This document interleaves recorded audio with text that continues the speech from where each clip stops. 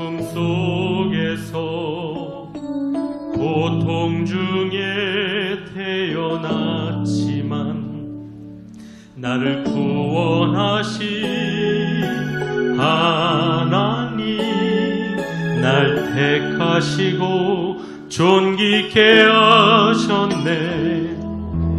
내 평생에 여호와를 섬기며 그 말씀만 따라 살아가리. 주의 집에 나 항상 거하리니.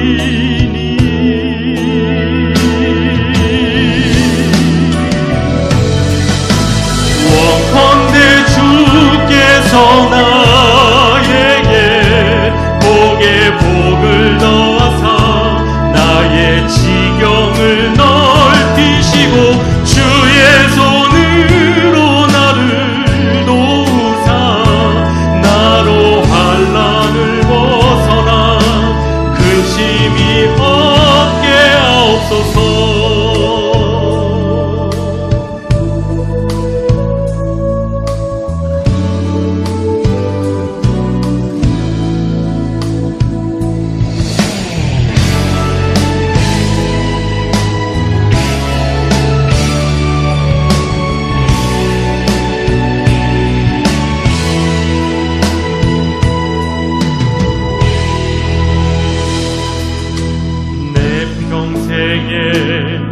여호와를 섬기며 그 말씀만 따라 살아가리.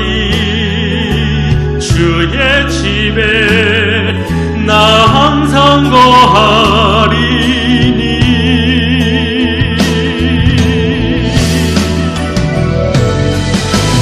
원컨대 주께서 나에게 복에 복을 넣어서 나의 지경을 넓히시고 주의 손으로 나를 도우사 나로 환난을 벗어나 근심이 없게 하옵소서.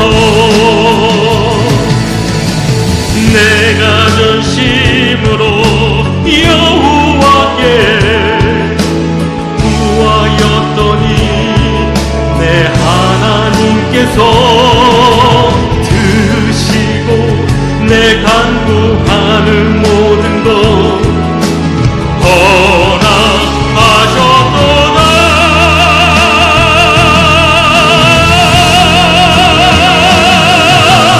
원컨대 주께서 나에게 복에 복을 넣어서 나의 지경을 넓히시고 주의 손으로 나를 도우사 나로 환난을 벗어나 근심이 없게 하옵소서.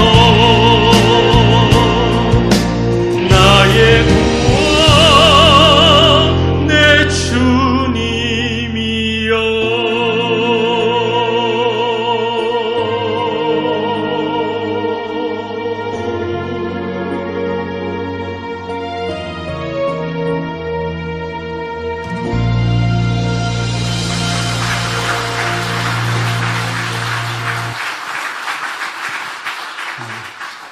할렐루야.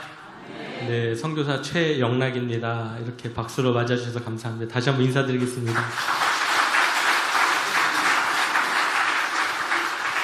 저는 2014년도에 여주 동지방에서 목회를 하다가 8년간 목회하다 여주 동지방에서 케냐로 파송을 받았습니다. 지금까지 사역을 하고 있고요.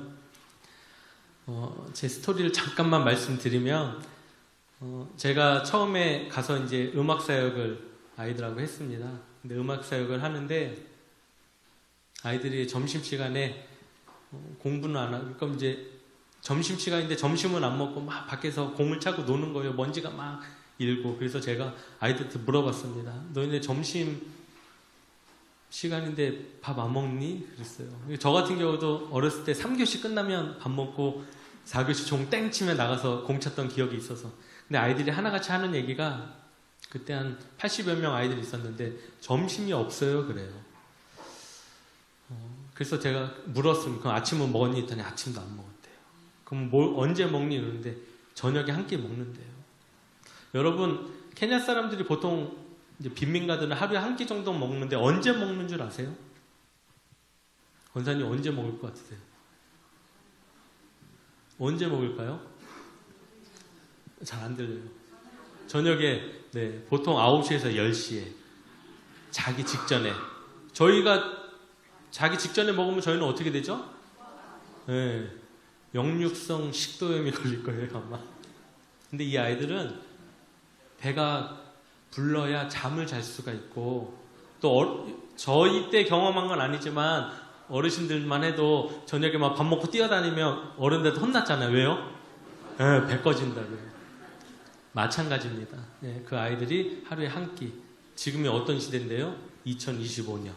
지구 반대편에는 하루에 한 끼, 우리 돈으로 50원.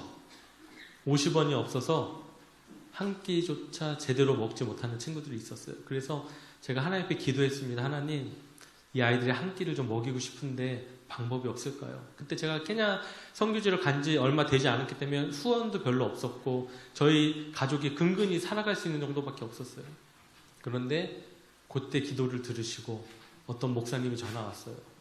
최 선교사님, 우리가 뭘 좀 도와주고 싶은데 뭐가 없을까요? 아이들이 배가 고픕니다. 밥이 필요합니다. 얼마 하면 돼요? 그러면서 밥을 하면 그 솥도 걸어야 되고 뭐 필요한 부산물들이 많잖아요. 스푼도 있어야 되고 그 모든 것을 다 지원해 주시고 그때 당시에 이제 코로나 전이었는데 매일 한 80여 명, 100여 명 먹이다 보니까 동네에 소문이 난 거예요. 저 학교에 가면 아이들 밥을 먹을 수 있다고. 그래서 아이들이 막 늘어나는 거예요. 한 150명, 160명, 180명까지. 학비는 내지 않으면서. 그래서 아이들이 이제 밥을 먹기 시작하다가 코로나가 터졌습니다. 코로나가 터진 후에 저희 모든 사역이 다 중단이 됐죠. 다 한국으로 임시 귀국을 하고 그걸 나중에 다시 가서 사역을 하려고 했는데 아이들이 이제 다 뿔뿔이 흩어지고 거의 없었어요. 근데 저희 집 문에 누가 노크를 합니다. 당신이 선교사라는 얘기를 들었는데 자기가 잘 알고 있는 가난한 학교가 있는데 급식을 좀 도와달라는 거예요. 몇 명이나 했더니 일단 가보래요. 모른대요. 갔더니요. 아이들이 1200명이 있는 거예요. 그게 한 5년 전 얘기거든요. 5년 전에, 4년 전, 네. 놀랍게도 그때부터 지금까지 1300명 아이들을 오병이의 기적이라는 사역 이름으로 먹이고 있습니다. 네. 10,000원이면 100명을 먹여요. 100불이면, 네, 100불. 지금 뭐 13, 4만 원 정도 하죠. 하루에 그 정도면 1300명 아이들을 먹이고 있습니다. 여러분 주머니 막 돈 없고 막 뭐 쓸 데 없어서 막 괴로워하시잖아요. 그죠? 한국은 보니까 한 5끼는 먹는 것 같아요. 아침에 밥 먹고 점심 가기 전에 차 한 잔, 비스켓 하나, 뭐 빵 하나 먹고 점심 먹고 또 카페 가서 또 먹고 저녁 먹고 제가 한국에 와서 느낀 거는 밤마다 왜 이렇게 오토바이가 돌아다니는지. 네, 야식을 먹겠다고. 저도 그 피해자입니다. 얼른 이제 선교지 가면 다시 빠질 텐데 그런 아이들이 지금 지구 반대편에 있습니다. 우리가 이렇게 따뜻하게 행복하게 좋은 교회 예배당에서 예배 드리는데요. 여러분 이미 여러분은 다 얻으셨어요. 지금도 지구 반대편엔 굶어서 쓰러진 어떤 청년들, 젊은이들이요. 그냥 들판에 쓰러져 있거든요. 그 위에 보면 매들, 독수리들이 빙빙 돌고 있어요. 24시간, 48시간 움직이지 않으면 내려와서 쪼아 먹는 거예요. 그런 비참한 삶이 지구 반대편에 이루어지고 있습니다. 여러분이 걱정하는 거 나름 힘들죠. 괴롭고. 그러나 그들에 비하면 여러분의 걱정은 제가 생각할 때는 행복한 걱정일 것 같아요. 여러분 지구 반대편에 아이들을 위해서 못 사는 가난한 사람들을 위해서 기도해 주시기를 부탁드립니다. 또 찬양 한 곡 부를 텐데요. 왜 슬퍼하느냐라고 하는 찬양입니다. 그들을 위로하면서 동시에 여러분들에게 여러분보다 훨씬 힘들고 어렵게 사는 사람들이 많이 있다는 걸 여러분 깨달으시고 지금의 삶에 만족하시고 어떻게 하면 더 베풀고 살 수 있을까 고민하는 저와 여러분이 됐으면 좋겠습니다.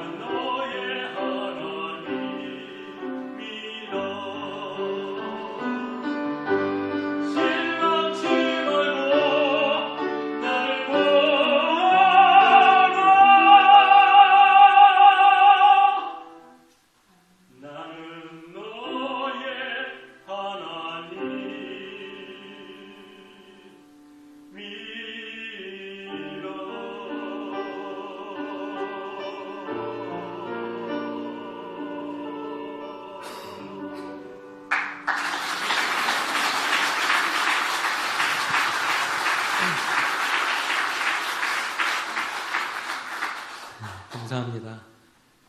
저에게 주어진 시간이 많지 않아서요. 잠깐 또 짧게만 말씀드리고 찬양 마지막 한 곡 하고 내려가도록 하겠습니다. 그렇게 지금 사역을 제가 하고 있었고요.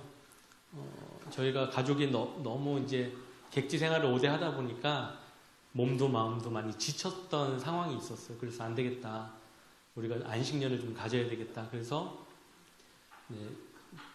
재작년에 여름에 안식년을 시작했습니다. 그런데 우연치 않게 제가 건강검진을 하다가 폐에 이상소견이 있었어요. 그래서 수술을 하고 조직검사를 해봤더니 이제 폐암 진단을 받았죠. 제가 처음에 수술하기 전에 의사 선생님한테 물었습니다. 제가 성악을 공부한 사람인데 노래할 수 있겠습니까? 그랬더니 처음에는 수술 잘 될 거예요. 걱정하지 마세요. 왜냐하면 폐 일부를 떼냈거든요. 제가 지금 이 가운데 폐를. 근데 걱정 마세요. 수술 잘 될 겁니다. 회복 잘 될 겁니다. 그랬는데 제가 성악가라는 얘기를 하니까 네? 그러면서 저를 똑바로 쳐다보면서 회복하기 쉽지 않을 텐데요. 그전 소리를 낼 수 없을 텐데요. 근데 소리 잘 나죠? 네. 그래도 하나님께서 도움을 주셔서 이만치 그래도 원래 조금 더 잘했는데요. 네. 지금은 이 정도만. 하나님 앞에 그렇게 찬양하고 있는데 제가 마음속에 폐암 진단을 받은 후에 그러니까 폐암일 거다 수술해야 된다는 얘기를 들었을 때 제일 먼저 떠오른 게 케냐 아이들이었어요. 저랑 같이 일하는 스태프들이 당시에 10명 정도 됐고 아이들이 매일 한 1,300여 명 아이들이 저를 통해서 만나를 공급받고 있었는데 이것이 끊어지면 어떡하지 생각이 들었어요. 그런데 여러분 한국은 그 보험 제가 이제 좀 들어놓은 게 있거든요. 저희 아이들이 어렸었으니까 그 보험을 들으니까 뭘 주는지 아시죠? 암 진단금이라는 걸 주더라고요. 근데 이제 폐암 같은 경우는 바로 찔러서 조직검사하면 위험해서 수술을 해놓고 그 이후에 조직검사를 합니다.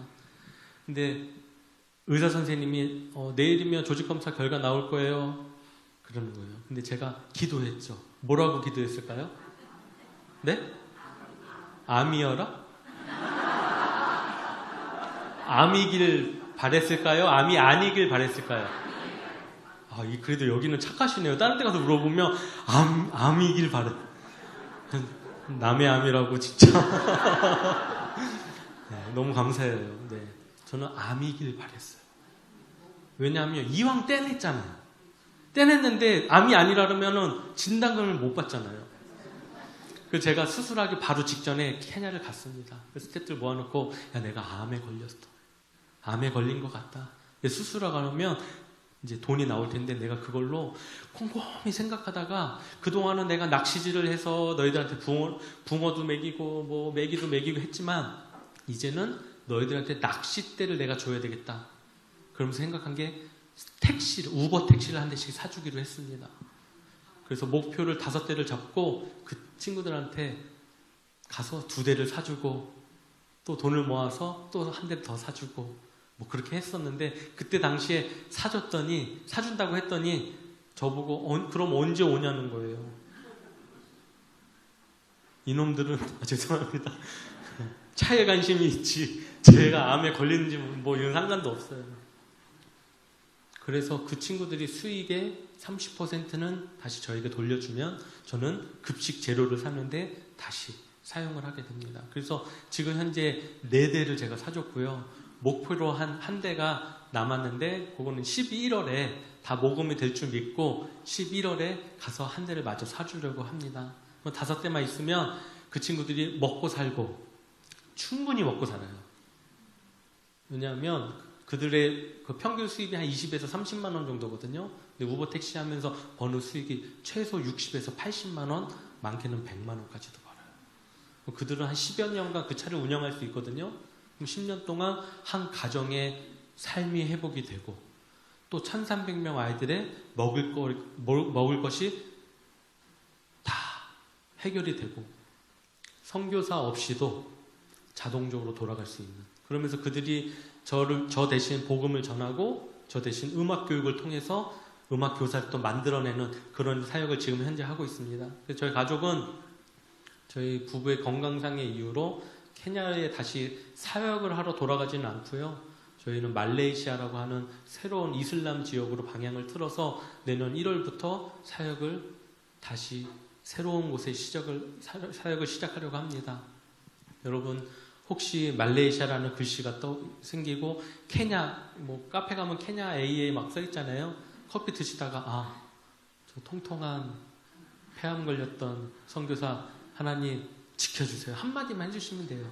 아멘. 그러면 저희 사역은 또 아이들의 배고픔은 해결될 줄 믿습니다. 선교사니까 그런 일을 하는 것이 아니라요. 여러분 주변에 분명히 이렇게 어려운 사람들이 있을 거예요.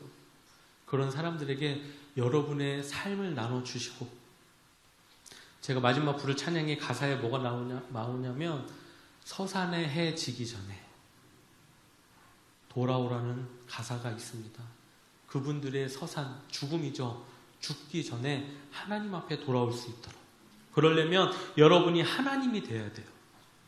아멘? 하나님의 모습으로 그들에게 다가가서 그들의 배고픔과 어려움을 해결해주고 그들의 눈물을 닦아주고 때로는 같이 웃어주고, 그러면 하나님께서 여러분 통해서 하나님 모르고 죽어가는 서산으로 기울어져가는 그 태양, 그런 삶일지 모르지만 여러분 통해서 다시 그들의 삶이 회복되고 주님 곁으로 돌아오게 될 줄 믿습니다. 마지막 찬양 한 거 하고 내려가겠습니다. 감사합니다.